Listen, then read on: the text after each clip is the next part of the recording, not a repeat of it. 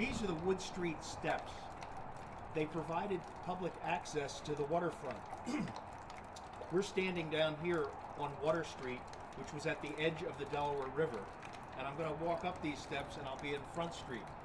I'm standing halfway between Vine Street and Callowhill Street, and we're going to be going to see the Penny Pot Tavern at Vine and Front. So let me go up the steps.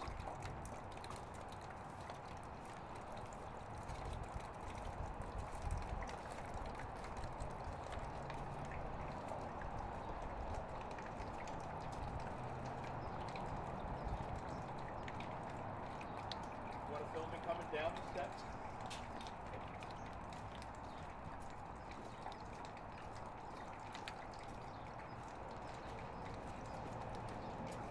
These are the Vine Street steps. It provided access for the public to get down to the waterfront. So I just walked down from Front Street down to Water Street, which was on the edge of the Delaware River. This is where they built wharfs. And in front of the Penny Pot Tavern, there was one of the earliest shipbuilding yards in the city. So this was a scene of a lot of activity in the earliest days of the city. Here we are in the shadow of the Penny Pot Tavern at Front and Vine Streets in Philadelphia.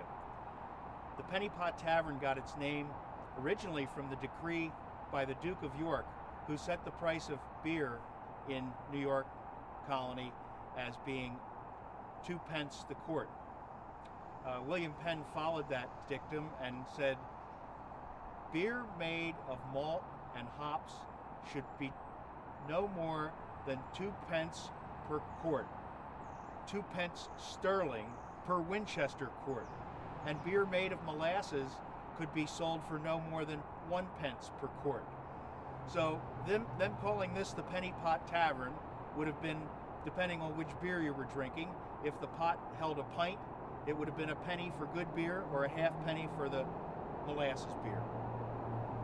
The Penny Pot Tavern got its start in the late 1600s, possibly as early as 1682, when it's believed that the first English child was born right here in this block. But about a century later, Robert Hare came from England and started the first porter beer brewery in America right around the corner on Callowhill Street at 2nd Street. And this, as far as we know, was the first porter brewed in America in 1775.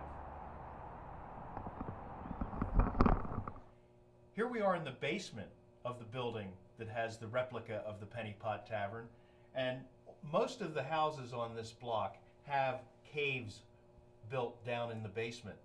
And as the story goes, when the settlers first came here, many of them dug caves into the ground and thatched a roof over top to get through the first winter while they were waiting for William Penn to get here and assign the lots to find out where they were going to live. But as the story goes, the first English child was born in a cave at this location, and the cave later became what they called a rude tavern known as the Penny Pot. So here you see some of the earliest caves of the city, or what's left of them.